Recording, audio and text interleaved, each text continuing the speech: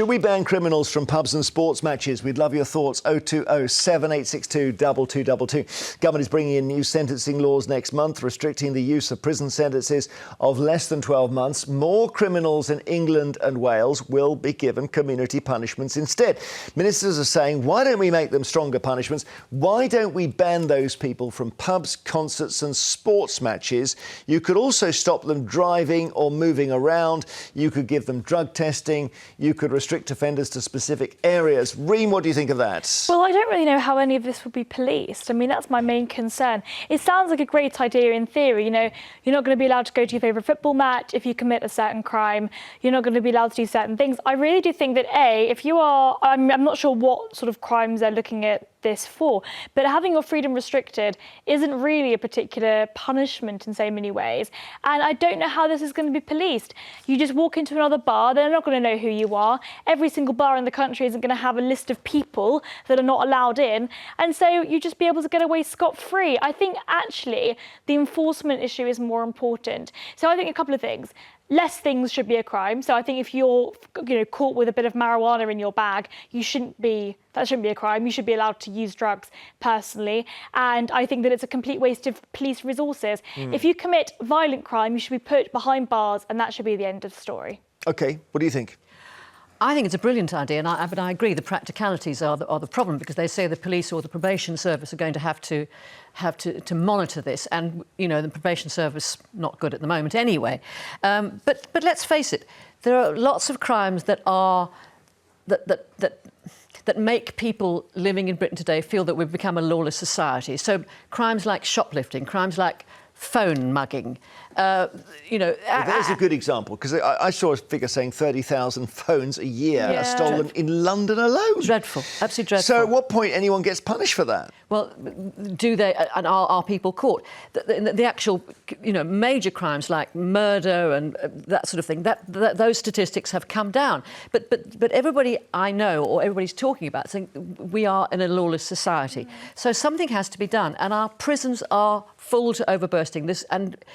People say, oh, how long can the Labour government keep on blaming the previous government, for the situation they're in? The situation does not change. They were left with a prison system that was absolutely full to bursting point, a justice system that was creaking at the seams, a depleted police force, and you can go further back to social issues. So something has to be done to punish people, and I think it's a proper punishment if people's freedom is restricted, if they cannot go to a football match, no matter if it's not football related. I think these things I think the football match thing you could do. By the way, it's 100,000 phones a year in London. Producer Lauren has just told me, not 30,000. Doesn't that put the burden on the venues and the pubs and the restaurants that are already struggling? What about people saying, are tagged? Look, if someone commits a crime and they support, let's say, Newcastle United, you can tell the club, look, this person mustn't come in. Yep. But then that puts all of the burden on the club and the venue, and it puts... We just deactivate the ticket. I think also, by the way, Nina just touched on something which is really important. Violent crime has actually gone down significantly. We're talking murder, rape, all of those horrendous crimes have gone down. But people feel as though crime has gone up because the crimes that they see... We only have 750 murders a year in this country, so we are very on the low end. Yep. So I don't even know when it says gone down to 700. So to what Nina said, things like theft, robbery, that's gone up. Online fraud is the big growth area, Which, in a way, they're almost ignoring. And we haven't got enough people... Bike theft, online fraud, phone theft. Yes, exactly. So, but then we need to go... But surely if people are tagged, if people have to wear an ankle thing... Well, there we are. Surely that would... Well, that's it. You see, that's the answer, isn't it? Yeah, maybe you put a tag on them, and the pub has a special magnet. That says beep, beep, beep, or whatever, so that their leg catches on the doors. Banned. But is it a bit inhuman to say to somebody... It's not. No, because people... Look, there's a crime and there's a punishment, and they are not being punished because they know they can get away with low-level crime because nobody's going to be sentenced to time in prison when there isn't a space in prison to hold them. OK. But then you have to require every single pub to have a magnet. I just think that'll be very difficult to enforce and just add cost to the businesses. No. Yeah. I was always amazed when... I was watching Chelsea play one day, and one of the players, I think it was from a team we were playing against, was on a tag because he committed a criminal offence, and he had to wear it on the pitch. And the players were deliberately kicking him on the tag because it was really hurting him. What was he doing playing if he was tagged? Well, but that's the whole point. He shouldn't be. I mean, he should be being punished. Well, there we go. There we go. That is at the heart of it. Paul in Manchester, what about this? Instead of prison, you can't go to the pub, you can't go to a concert, you can't drive around. Absolute nonsense. I don't see the practicality in it at all. Like, you already have banning criminals from pubs and sports matches in certain, if they're committing certain offences, particularly like football hooliganism and stuff like that. But if someone like steals a load of stuff from a shop and they get a prison sentence, if there's no room in the prison and having this idea in place, I don't think it makes any sense at all. Well, yeah, but the point is, if they get a prison sentence and the prison is full and they can't go to jail, there's some countries they make you wait to serve your sentence. It's a one-in, one-out thing where you wait for someone to leave jail and they then their place gets given. We're not doing that. So what you do is you say you're not allowed to go down that high street anymore. You're not allowed to go in that shop, and you can't get behind the wheel of a car. You build more prisons. Yes. If you don't have enough prison capacity, you build more prisons. Yes. But that's true. You don't start reducing sentences, making them serve 40% of the sentence, which Labour brought in. You don't start doing stuff like this. If people need a custodial sentence, they go to prison. You don't have enough prison spaces. Thank you, Paul. Much of this crime, you wouldn't get a custodial sentence because you would get something but less than a year, and that's just not going to happen. But people still need to be punished. Paul, thank you. Graham is in Tyne and Wear. I just mentioned Newcastle. Hello, Graham. Hi there, guys. Are you all right? All right, thanks. Yeah, everyone sounds a bit low-key today. It's bank holiday, isn't it? How's the bank holiday for you? I've got a sore throat this morning, but I just think, covered. I just think Starmer and the Labour Party have lost touch because effectively you would need to abolish the Human Rights Act to even begin preventing people from accessing these particular establishments. I don't know whether that's covered by the human right. I mean, no one's got a right to go into a pub and smash it up. And I think you could probably get away with that. I don't know, you'd need a legal expert for that, but I do think that there might be some restrictions on that. I think that there may be a point to that. To restrict the movement of someone who would otherwise be in prison? I mean, yes, effectively... Of course, if somebody has committed a crime, yes, then they are restricted to within a certain area. Because they can't go to prison, then that's maybe we should do I don't more. See the problem. Doesn't come. Maybe the into solution here is we should do more here. House arrest. If you commit a crime like that, then you should be forced to stay at home. There is that. By the way, brilliant producer Lauren has come out with another fact, which is that the footballer I saw with the tag on was Jermaine Pennant, and he was playing. I think he was playing for Birmingham City at the time. So, and he was wearing a tag while playing football. Well, you think he shouldn't have been playing? No, he shouldn't have been playing. But why are the club playing him? They should be punishing him for being somebody who has committed a crime. And how come he's still allowed to be playing? Well, I think it was drink driving, so it was extremely serious. Well, absolutely. So he shouldn't be playing. So therefore he's losing whatever much, £250,000 that of a week's salary. He should be losing Graham, that. I'm thinking in Newcastle, the joy of living in Newcastle, if that's roughly where you are, or maybe you're not Sunderland, are you? Where are you? No, Newcastle. Newcastle. Football is a religion there.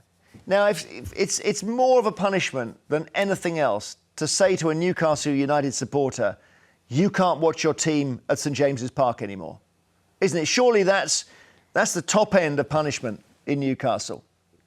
Yeah, but how are you going to manage that? Well, you listen. You've got a seat. Everyone knows who you are. Your face has been in the paper.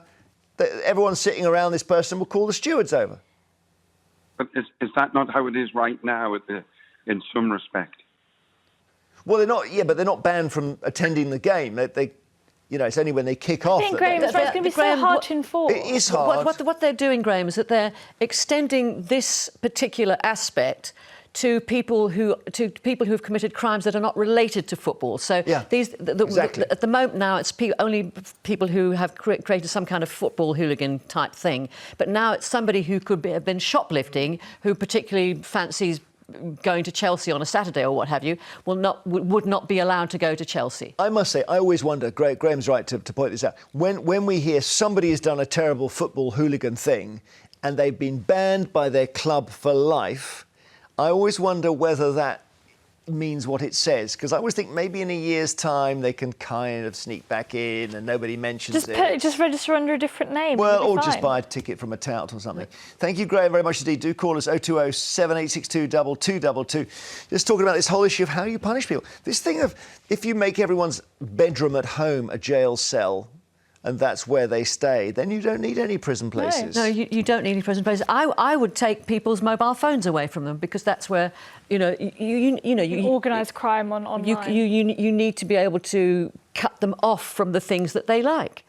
Because where else is the punishment? I basically think that house arrest is a little bit more of a practical solution to this, because if you are somebody that has committed a certain crime, if you are ankle monitored and you are not allowed to leave a certain vicinity, I think that's a much more practical way of ensuring that we're not putting those people in prison because we've got overcrowding prison population, but actually we are still punishing them and taking away their freedom. Yes, but then you could say, well, that is infringing on human rights, because perhaps they can go other places within an area, but just not. But maybe Reem is right. If one way of stopping people going to prison is stopping things being crimes. Yeah. So the classic thing is, it's always quoted, bigamy is a crime. Yeah. Why don't we decriminalise that?